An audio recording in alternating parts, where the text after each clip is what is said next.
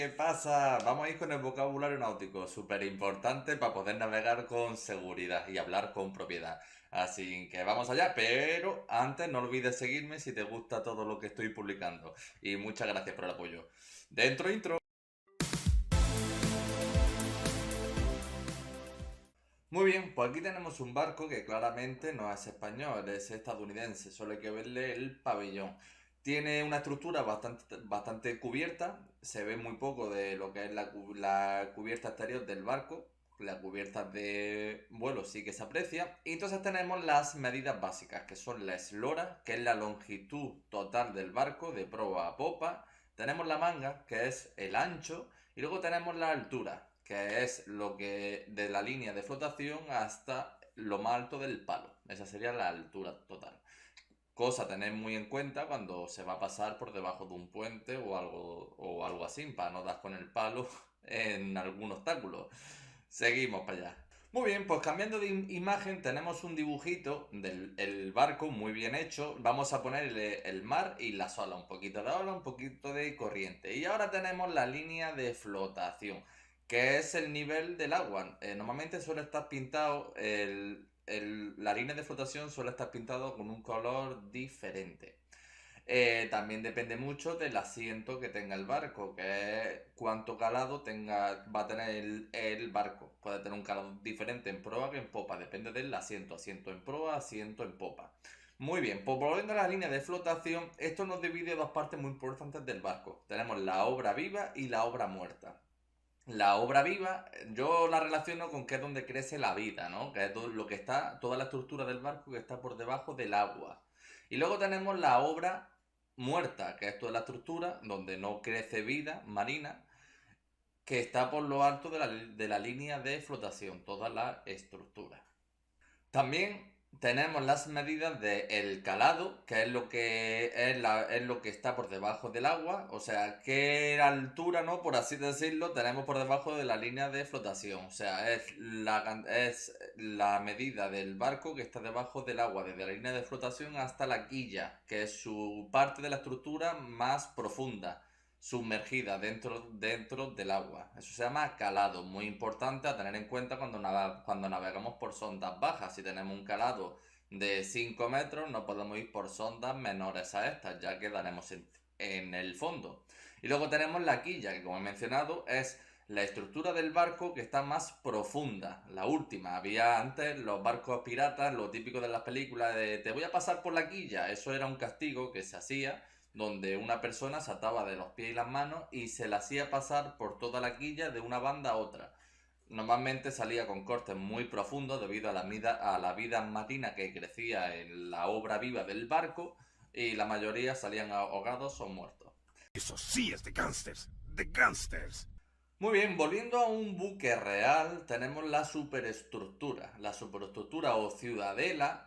La ciudadela se le llama cuando en un buque militar tenemos una guerra NRBQ, que es que la ciudadela es una parte de la superestructura que se puede aislar con una presión atmosférica positiva en el interior, aislándola así de cualquier agente contaminante que haya fuera. Vale, pues entonces tenemos lo que está marcado con el cuadro rojo en la superestructura o la ciudadela del barco.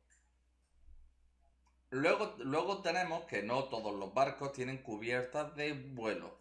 La cubierta de vuelo es una parte de la cubierta que da al exterior, con donde la rugosidad de la cubierta es diferente, suele ser mayor para que la gente no se resbale. Suele haber patas de elefante, suele haber unos agujeros con unas crucetas metálicas que es donde se hace firme el helicóptero. Y bueno, eso es para que tomen los helicópteros. Normalmente, si tiene cubierta de vuelo, tendrá hangar, que desde esta perspectiva no lo podemos ver. Y en el hangar es donde estaría cubierto el helo antes de su salida. Luego tenemos una parte fundamental del barco, que es el castillo. El castillo, tenemos castillo y tenemos tordilla. Primero vamos a ver castillo. Es donde se realizan las maniobras de fondeo, en remolque, atraque, desatraque, etcétera en la parte de proa. Entonces ahí lo que veis señalado es el castillo. Ahí toda esa área compete al personal de maniobra y navegación. donde se realizan todas las maniobras para entrar, salida de puerto, fondeo, remolque. Y ahí en popa tenéis señalada la tordilla. En este barco es característico porque la tordilla, al igual que el castillo, puede ir descubierta, pero en este caso está cubierta, o sea, la maniobra se realiza por debajo de la cubierta de vuelo, donde están las guías y hay visibilidad para poder lanzar los volantines y guías y dar las tachas. En otros barcos, como hemos visto en la primera imagen, también este castillo está cubierto. Esto viene a ser con la terminología de que cuanto más superficie esté protegida, más difícil será detectar un buque militar.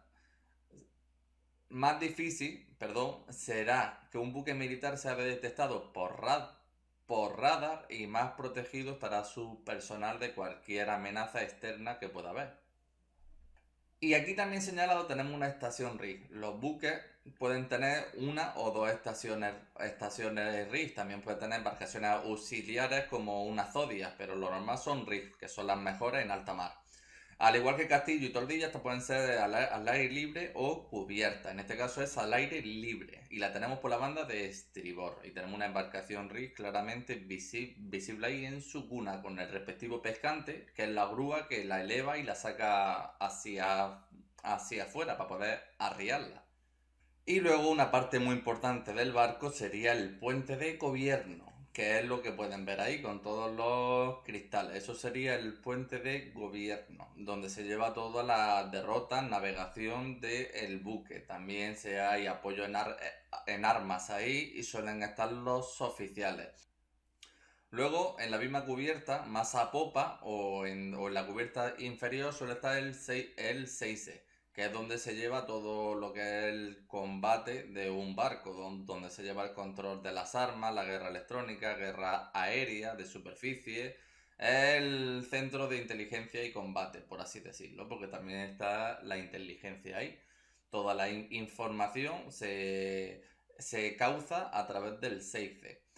Y aunque el puente se ha destruido, un barco puede seguir combatiendo a través del 6 y la central de máquinas, aunque hoy en día con el sistema SISP, Sistema Integrado de Control de las Plataformas, un buque puede navegar desde un portátil, ya que todo está automatizado e informatizado. Y ahora, en el mismo barco vamos a ver dos partes que son chiquititas, pero no por ello menos importantes. Tenemos los alerones. Tenemos un alerón de babor y otro de estribor. En este caso es el de estribor. En el alerón, aparte de estar los taxímetros para tomar las marcaciones a tierra, suelen haber balsas salvavidas. También se suele ver algún montaje en el caso de barcos militares de Browning, MG. Y luego, pues, también para las vigilancias de puente es un alivio poder salir al exterior, al alerón, sin abandonar la vigilancia de puente para tomar el aire fresco, fumar, hablar, etcétera. Más seguido tenemos el palo. En el palo se sitúan muchos de los equipos que llevamos de señales, aparte de indicaciones lumínicas y todas las señales a través de las drizas, como son el código OTAN de banderas que se suele usar, el código internacional también. Y hay normalmente 3, 4 drizas por una banda y por otra, aparte de las dos centrales donde se iza el gallardete del comandante y el pabellón del barco, súper importante y obligatorio que todos los buques lleven su pabellón bien alto. Y ahora una cosa súper básica y súper importante para todo navegante, que es la línea de crujía. La línea de crujía es la línea imaginaria que divide el barco de proa a popa simétricamente. Además, a través de esta línea nos diferencia claramente la banda de babor, que suele estar mirando para proa a mano izquierda, de color rojo, se suele indicar siempre, y la banda de estribor, de color verde, en la parte derecha mirando hacia proa siempre. En inglés, babor Sport y estribor Starboard. De ahí la abreviatura Sport y Sierra Tango Bravo Delta.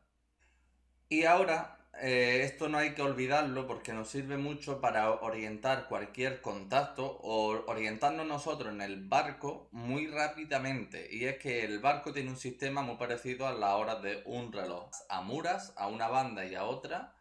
Tenemos después los traveses y luego tenemos las aletas, que estarían, normalmente todas estas situaciones están en 45 grados, o sea, tenemos la proa que es 0 grados, tenemos las amuras abiertas 45 grados a cada banda, tenemos los traveses que son 90 grados a cada banda, aletas otros 45 grados a partir de los traveses, y luego tenemos la popa, que sería el sur, ¿no?